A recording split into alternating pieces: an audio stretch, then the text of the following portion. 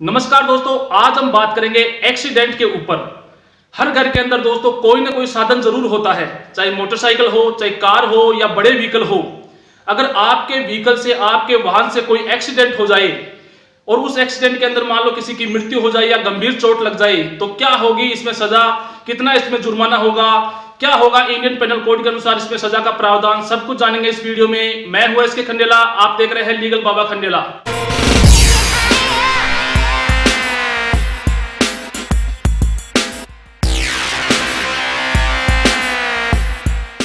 दोस्तों, अगर आपके वाहन से एक्सीडेंट होता है तो सबसे पहले यही माना जाता है कि आपने लापरवाही पूर्वक वाहन को चलाया है। लापरवाही पूर्वक वाहन को चलाने पर 279 आईपीसी का अपराध घटित होता है।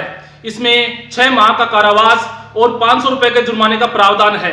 अगर वाहन को आप चला रहे हो और एक्सीडेंट हो गया और गंभीर चोट नहीं लगी है, सामान्य चोट लगी है, तो इसमें धारा 337 आईपीसी का अपराध होता है, जिसमें 6 माह का कारावास और 1000 रुपए का जुर्माने का प्रावधान है।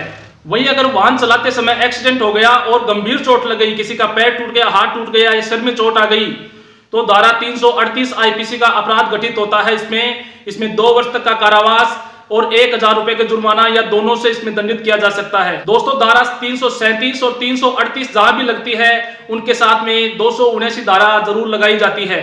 इसके बाद बात करते हैं, अगर एक्सीडेंट से किसी की मृत्यु हो जाए तब क्या होगा। तो ऐसी कंडीशन में दोस्तों धारा 304 ए आईपीसी का अपराध होता है। इसमें 2 वर्ष तक का कारावास और जुर्माने से इसमें दंडित किया जाता है। दोस्तों, एक चीज हमेशा ध्यान में रखिए, एक्सीडेंट के साथ में जुड़ी हुई सभी जो धाराएं हैं, ये सभी अपराध बेलेबल अपराध हैं। इसमें आपकी जमानत आराम से हो सकती है कोर्ट के माध्यम से। धारा 337 और धारा 338 आईपीसी के जो अपराध है, सामान्य चोट या गंभीर चोट, ये समझौता योग्य अपराध है। इसमें आराम से समझौता किया जा सकता है कोर्ट के परमिशन से।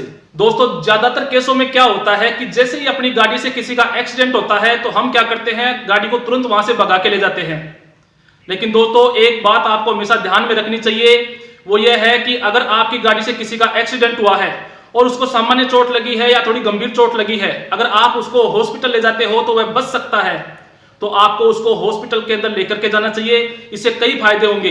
इसका पहला फायदा तो यह होगा कि उसके आपके ऊपर 304 ए नहीं लगेगी, यानी वो बच जाएगा, और 337 और 338 में कोई ज्यादा गंभीर मामला भी नहीं बनता। दूसरी बात यह है कि हॉस्पिटल पे लेके जाने से उसको ऐसा लग सकता है कि ज्यादातर लोग भाग जाते हैं, इन्होंने मेरे को बचाया है, हॉस्पिटल लेकर के आया है।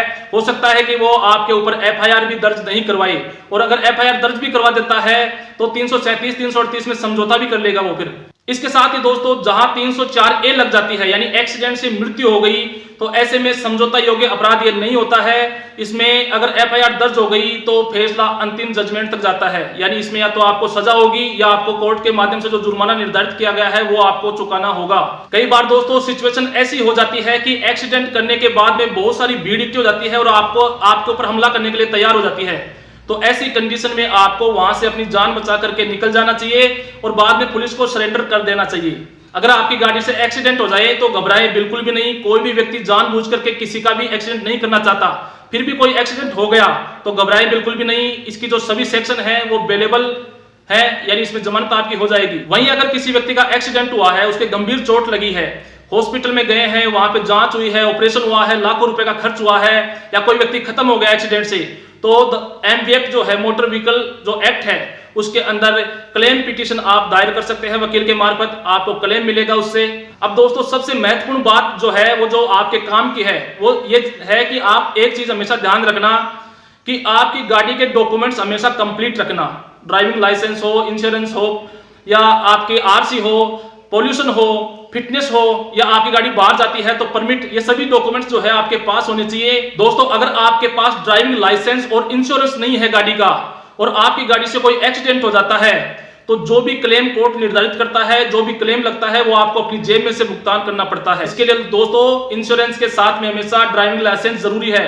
अगर इंश्योरेंस है गाड़ी का, ड्राइविंग लाइसेंस नहीं है, तो बीमा कंपनी एक चवन्नी भी नहीं देगी। ये चीज का ध्यान रखना दोस्तों। कई बार छोटे बच्चे जो है वो अपने वाहन को लेकर के निकल जाते हैं और उससे एक्सीडेंट हो जाता है, उसके पास ड्राइविंग लाइसेंस नहीं होता है लेकिन वाहन का इंश्योरेंस होता है, तो वहां पे बीमा कंपनी पैसा नहीं देती है। वहीं दोस्तों, कई बार क्या होता है कि आपकी गाड़ी से किसी को टक्कर लगी, टक्कर लगने के बाद आपको पता है कि उसके ज्यादा गंभीर चोट नहीं लगी है, लेकिन आपने क्या किया, वहां से भागने के चक्कर में उसके ऊपर से ही गाड़ी चढ़ा दी या उसको घसीटते हुए लेके गए और वो खत्म हो गया। तो यहाँ पर दोस्तों आपके ऊपर 304 आईपीसी लग जाएगी, यानी गैर इरादतन हत्या, जिसमें 10 वर्ष तक का कारावास और जुर्माने से इसमें दंडित किया जाएगा। तो दोस्तों कभी भी लापरवाही पूर्वक वाहन नहीं चलाना चाहिए, शराब पी करके वाहन नहीं चलाना चाहिए और साथ ही अपने वाहन के जितने भी डॉक्यूमेंट्स हैं वो हमेशा कंप्लीट रखने चाहिए। उम्मीद करता हूँ ये जानकारी आपके लिए बहुत उपयोगी साबित होगी। ऐसे ही लीगल अवेयरनेस की वीडियो में आपके लिए लेकर आता हूँ दोस्तों। मेरे चैनल लीगल बाबा खंडेला को सब्सक्राइब कीजिए। नेक्स्ट वीडियो में, जय हिंद।